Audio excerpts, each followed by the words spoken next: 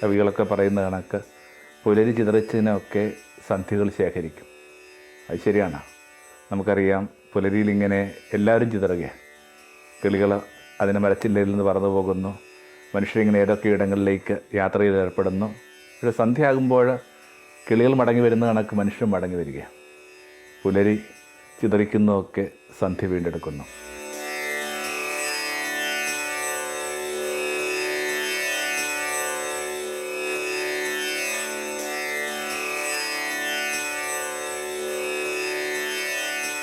ഗുരുകരണത്തിലേക്ക് സ്നേഹവന്ദനം. സീനിയർ സിറ്റിസൺസൊക്കെ ആയിട്ട് ബന്ധപ്പെട്ട് ഒരു ഒത്തുചേരലുണ്ടായിരുന്നു. നമുക്ക് നൽകിയൊരു വിഷയം ഈ പ്രസാദ വാർദ്ധക്യം എന്നുള്ള ഗ്രേസ്ഫുൾ ഏജിങ്. 3 കാര്യങ്ങൾക്ക് വേണ്ടിയാണ് ഒരാളുടെ ആന്തരികത അയാൾ സഹായിക്കേണ്ടത്.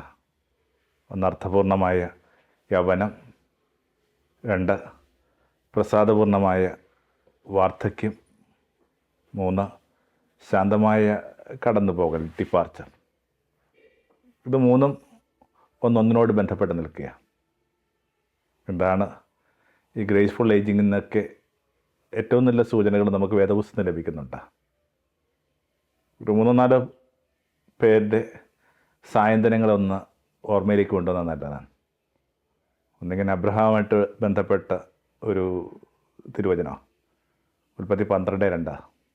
എന്താണത്? നീ ഒരു ആശീർവാദമായിരിക്കും. You shall be a blessing.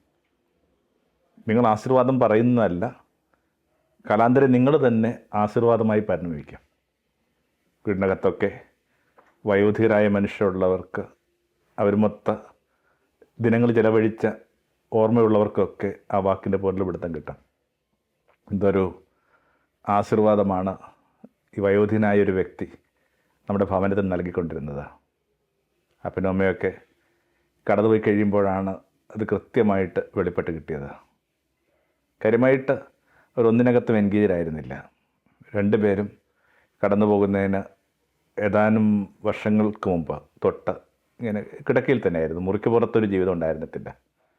പക്ഷെ അവർ ആ മുറിക്കകത്തുണ്ടായിരുന്നു എന്ന് പറയുന്നത് ആ വീടിൻ്റെ ഏറ്റവും പ്രധാനപ്പെട്ട സാന്ത്വന വിചാരമായിരുന്നു.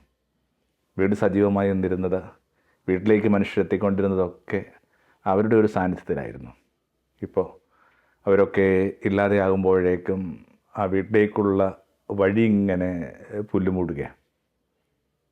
സായന്തനങ്ങളിൽ ഏതൊരാൾക്കും കാണാവുന്ന ഏറ്റവും വലിയ സ്വപ്നം ഈ പാർക്കുന്നവരുടെ മധ്യേ ആശീർവാദമായിട്ട് നിലനിൽക്കുക എന്നുള്ള.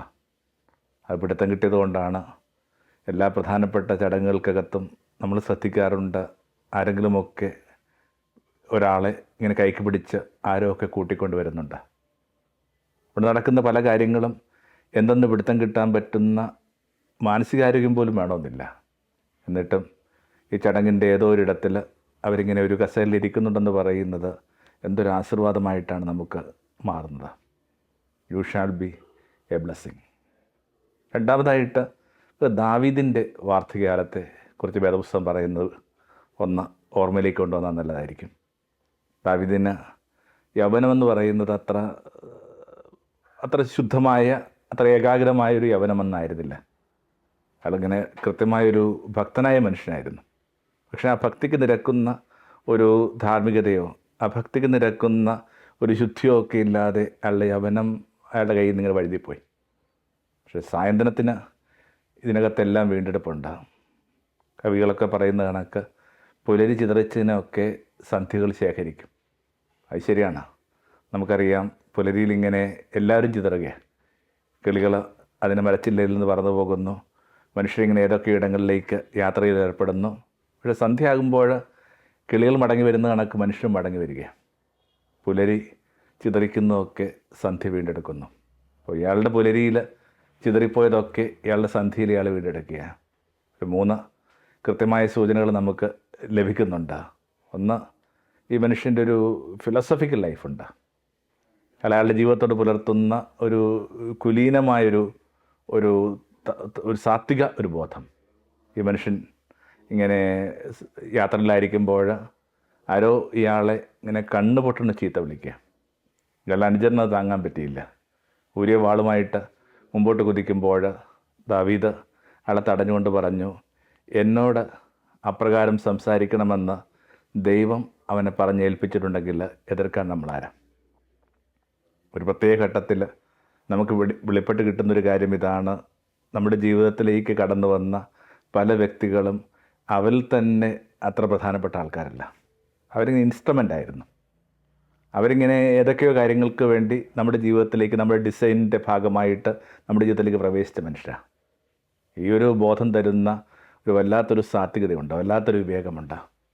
ഒരിക്കൽ തൻ്റെ വൈകാരികതയ്ക്ക് പ്രാധാന്യം കൊടുത്ത് ജീവിച്ചിരുന്നൊരു മനുഷ്യൻ സാത്വികമായിട്ട് ജീവിതത്തെ കാണാനായിട്ട് ശ്രമിച്ചുകൊണ്ടിരിക്കുക. ജീവിതസായന്തനത്തിൽ നമുക്കിഷ്ടമില്ലാത്ത, നമുക്കിണങ്ങാത്ത, നമ്മൾ ഇന്നോളം സഞ്ചരിച്ചിട്ടില്ലാത്ത പല കാര്യങ്ങളും നമ്മുടെ ജീവിതത്തിലേക്ക് പ്രവേശിക്കും. ഇയാളോട് ഇപ്രകാരം വർത്തിക്കണമെന്ന് ദൈവം അതിനോടും അവരോടുമൊക്കെ ആവശ്യപ്പെട്ടുകൊണ്ട് എതിർക്കാൻ നമ്മളാരാ? നമുക്ക് ഏറ്റവും പ്രിയപ്പെട്ട ഒരു തിരുവചനം എന്ന നിലയിൽ പല ആവർത്തി പറഞ്ഞിട്ടുള്ള ആ വാക്ക് ഒന്നുകൂടി ഓർമ്മിപ്പിക്കുകയാണ്. Eat what is said. എന്തൊക്കെയാണ് ജീവിതം നിങ്ങളുടെ മേശയിൽ വിളമ്പി വെക്കുന്നൊരു പിടുത്തമില്ല. എല്ലാത്തിനെയും കുലീനമായിട്ട് എല്ലാത്തിനെയും നമ്മളോട് സ്വീകരിക്കാൻ പറ്റുക എന്നുള്ളതാണ് ഒന്നാമത്തെ ഒരു വിചാരം ദാവീദുമായി ബന്ധപ്പെട്ട്. രണ്ട്, ഈ മനുഷ്യൻ്റെ സായന്തനത്തിൽ ഇയാൾക്കിങ്ങനെ കൂട്ടുകിടക്കാനായിട്ട് ഒരു പെൺകുട്ടിയെ നിശ്ചയിക്കുന്നുണ്ട്. നമുക്കറിയാം, ഇയാളുടെ ഗൗരവമായൊരു അപരാധം ഇയാളുടെ ശരീരവുമായി ബന്ധപ്പെട്ട ഒരു ഭാവനകളായിരുന്നു. വലിയ തെറ്റ് ചെയ്തൊരു മനുഷ്യനാണ്. നാത്താൻ ഇങ്ങനെ കൈ ചൂണ്ടി അയാളിലേക്ക് പറയുന്നുണ്ട്, ആ മനുഷ്യൻ നീ തന്നെ എന്നൊക്കെ പറയുന്ന വിധത്തിൽ ദൈവവും മനുഷ്യഭാവനയും ഒക്കെ ഇയാളിലേക്ക് വിരൽ ചൂണ്ടി നിൽക്കുക. സംഭവിച്ചതൊക്കെ നമുക്കറിയാം. ഇയാൾക്ക് വേണ്ടി ഇയാളുടെ പ്രിയപ്പെട്ടൊരു സൈനികൻ യുദ്ധത്തിലായിരിക്കുമ്പോൾ, അയാളുടെ കർത്തവ്യബോധത്തിലായിരിക്കുമ്പോൾ ഈ മനുഷ്യൻ ഇങ്ങനെ വഴുതി പോകുന്ന കഥയൊക്കെ നമുക്കറിയാം. അതിനുവേണ്ടി ഒരു കൈവിട്ടൊരു ജീവിതത്തിൽ നിന്ന് പിന്നീട് സംഭവിക്കുന്നതിനെ നോർമലൈസ് ചെയ്യാൻ വേണ്ടി അയാൾ നടത്തുന്നൊരു കൊലപാതകം ഉൾപ്പെടെയുള്ള കാര്യങ്ങൾ നമുക്കറിയാം. അപ്പം അങ്ങനെയൊക്കെ ശരീരം എന്ന് പറയുന്നത് കടിഞ്ഞാനില്ലാത്ത ഒരു കുതിര, ഒരു പഴയ ക്ലീശയുള്ളൊരു വാക്കാണ്. പക്ഷേ അതിനകത്ത് വലിയ സത്യം കിടപ്പുണ്ട്. ഇങ്ങനെ മുമ്പോട്ട് പോയൊരു യൗവനത്തിൽ നിന്ന് ഈ മനുഷ്യൻ സായന്തനത്തിൽ തനിക്ക് കൂട്ടായിട്ട് ലഭിച്ച ഒരു വ്യക്തിയെ അറിഞ്ഞില്ല എന്ന് വേറെ ദിവസം പറയുന്നുണ്ട്. അവൾക്കിങ്ങനെ കൂട്ടുകൊടുക്കുക എന്ന് പറയുന്നതിൻ്റെ അർത്ഥം കൃത്യമായിട്ട് ഈ ശയ്യാഗ്രഹത്തിലായിരിക്കുക എന്നുള്ളത് തന്നെയാണ് വേദപുസ്തക സൂചന. അപ്പോൾ രണ്ട്, ഈ കുറേ കൂടി ദമം എന്ന് പറയുന്ന ഒരു ഭാരതീയ വിചാരത്തിലേക്ക് ഇയാൾ എത്തുകയാണ്. അങ്ങനെ പലതിനകത്തുനിന്നും പലതരം മമതകളിൽ നിന്നും അല്ലെങ്കിൽ പലതരം ആസക്തിയിൽ നിന്നുമൊക്കെ പുറത്ത് കടന്ന് ഇയാൾ വളരെ കുലീനമായിട്ട് ജീവിതത്തെ അഭിമുഖീകരിക്കാൻ പോയി. നിർമ്മമതയുടെ ഭേദമായത് ഡിറ്റാറ്റാവുക എന്ന് പറഞ്ഞൊരു പ്രക്രിയയുണ്ട്. അസൽ ഓരോ വർഷം കഴിയും തോറും ഒരാൾ പ്രായമാകുന്നുള്ളതിൻ്റെ ഏറ്റവും കൃത്യമായ അളവെന്ന് പറയുന്നത് അയാൾ എന്തുമാത്രം കാര്യങ്ങളിൽ നിന്ന് ഇങ്ങനെ നിർമ്മമത പുലർത്താനായിട്ട് തൻ്റെ ജീവിതത്തെ പരിശീലിപ്പിക്കുന്നുള്ള. രണ്ടങ്ങനെ. മൂന്നാമതായിട്ട് ഇയാളിങ്ങനെ പള്ളി പണിയാനായിട്ട് ആഗ്രഹിക്കുക. ഇയാളിങ്ങനെ പള്ളി പണിയാനായിട്ട് ആഗ്രഹിക്കുമ്പോൾ ദൈവം അയാളോട് പറയുന്നൊരു കാര്യമുണ്ട്, നീ പള്ളി പണിയില്ല. എന്താ കാര്യം? നിൻ്റെ കൈവെള്ളയിൽ ചോരയുണ്ട്. വാസ്തവത്തിൽ ആ ഒരൊറ്റ വാക്കിനകത്ത് ഈ മനുഷ്യൻ തകർന്നു പോകേണ്ടതാണ്. ഇയാൾ ഈ മുഴുവൻ പ്രോജക്റ്റും വേണ്ടെന്ന് വെക്കേണ്ടതാണ്. പക്ഷെ അങ്ങനെയല്ല അയാൾ ചെയ്തത്.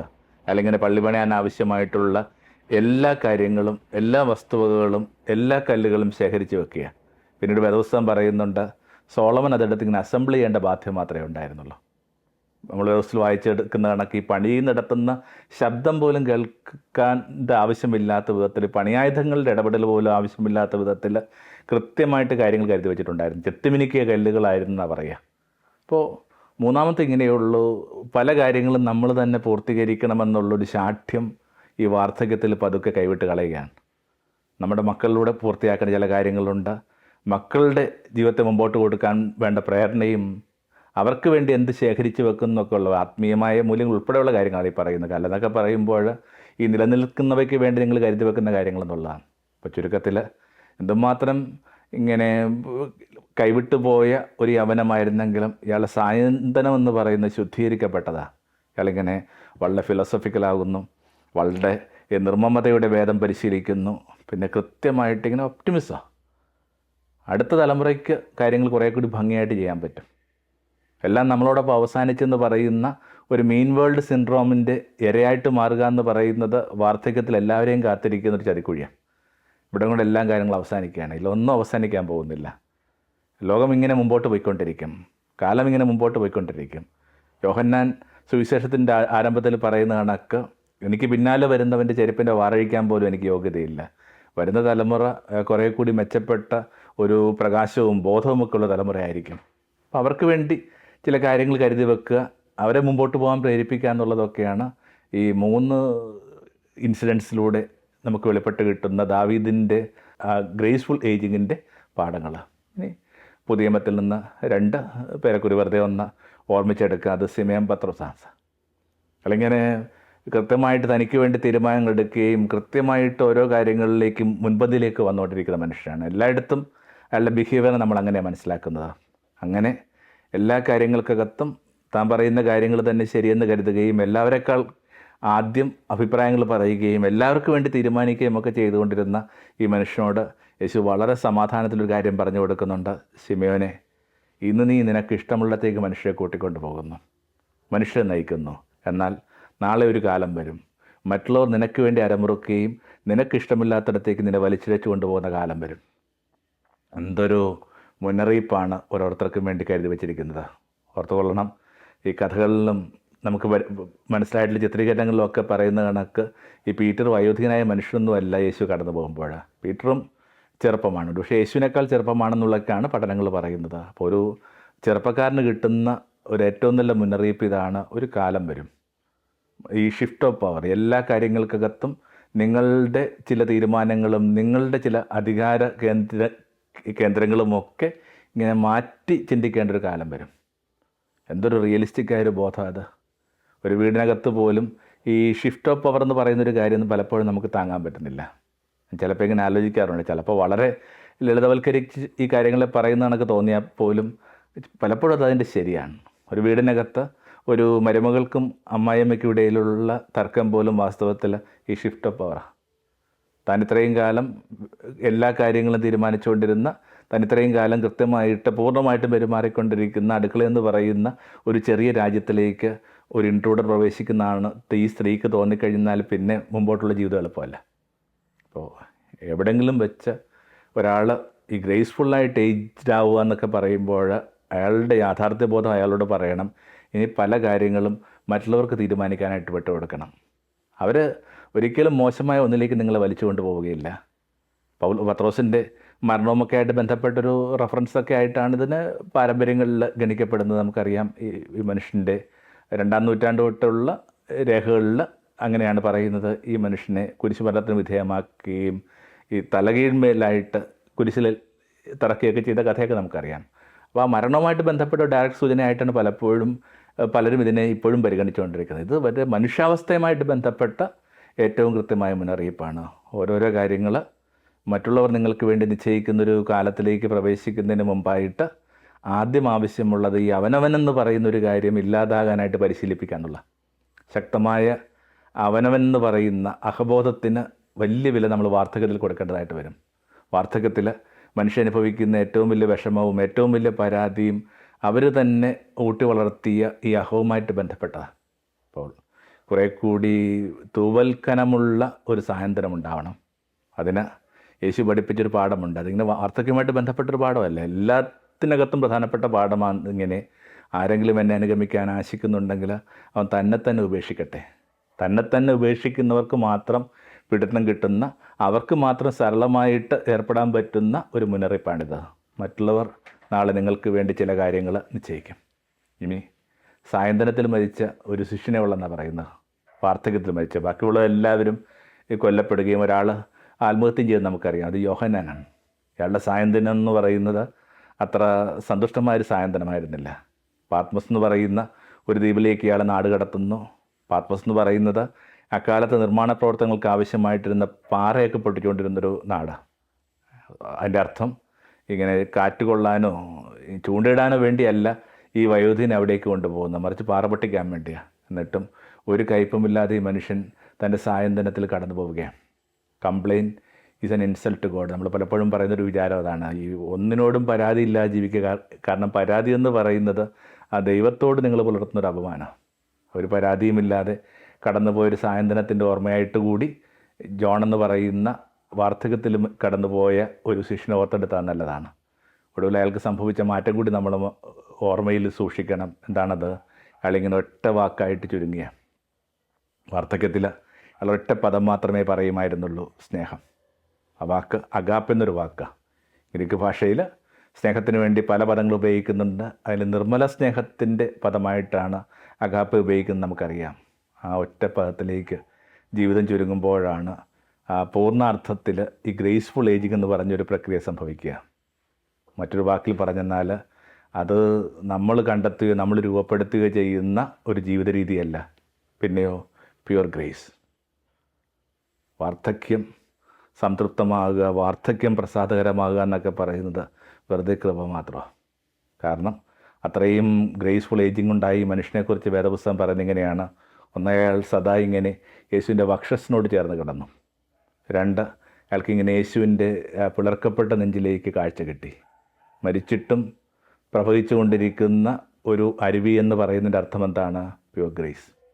അപ്പോൾ ഗ്രേസ് തന്നെയാണ് ഈ ഗ്രേസ്ഫുൾ ഏജിങ്ങിന് രൂപപ്പെടുത്തിയെടുക്കുക. കണ്ട ചിന്തകളെ ഒന്ന് ക്രോഡീകരിക്കുകയാണ്. പുലരി ചിതറിക്കുന്നതിനൊക്കെ സന്ധ്യകൾ തിരിച്ചു കൊണ്ടുവരും. എല്ലാവർക്കും വേണ്ടി കുറേ കൂടി കുലീനമായ, കുറേ കൂടി വിമലീകരിക്കപ്പെട്ട ഒരു സായന്തനം കാത്തു നിൽപ്പുണ്ട്. അത്തരം സായന്തനങ്ങളിൽ നമുക്ക് ലഭിക്കാവുന്ന ചില വേദപുസ്തക സൂചനകൾ ഇങ്ങനെയൊക്കെയാണ്. ഒന്നിങ്ങനെ U shall be a blessing. 2, ഈ ദാവീദുമായി ബന്ധപ്പെട്ട ഒരു 3 തരം ആറ്റിറ്റ്യൂഡ്. ഇങ്ങനെ അയാളുടെ ഒരു നിർമ്മമതയുടെയും അയാളുടെ ഒരു സാത്വികതയുടെയും അയാളുടെ ഒരു പ്രതീക്ഷയുടെയും ഒക്കെ ചില വിചാരങ്ങൾ നമ്മൾ കണ്ടു. 3, ഒരു ജീവിത യാഥാർത്ഥ്യം അക്സെപ്റ്റ് ചെയ്യുക എന്നുള്ളതാണ്. ഇന്ന് എല്ലാവർക്കും വേണ്ടിയും നിങ്ങൾ തീരുമാനങ്ങൾ എടുക്കുന്നു, നാളെ എല്ലാവരും നിങ്ങൾക്ക് വേണ്ടി തീരുമാനങ്ങൾ എടുക്കുന്നു. രോഗാവസ്ഥ വരുമ്പോൾ നമുക്കറിയാം, ചില മാനസിക ബുദ്ധിമുട്ടൊക്കെ ഉണ്ടാകുമ്പോൾ എനിക്കതൊക്കെ വളരെ കൃത്യമായിട്ട് പിടുത്തം കിട്ടിയതാണ്. നമുക്ക് വേണ്ടി മറ്റുള്ളൊരു തീരുമാനമെടുക്കുക. ചെറുപ്പത്തിൽ പോലും നമുക്ക് വേണ്ടി തീരുമാനങ്ങൾ എടുക്കാൻ പറ്റാത്ത വിധത്തിൽ, പാങ്ങില്ലാത്ത വിധത്തിൽ ചിലപ്പോൾ ജീവിതം നമ്മളെ വല്ലാതെ നിസ്സഹായരാക്കും. അതിനെ അക്സെപ്റ്റ് ചെയ്യാന്നുള്ള പ്രധാനം.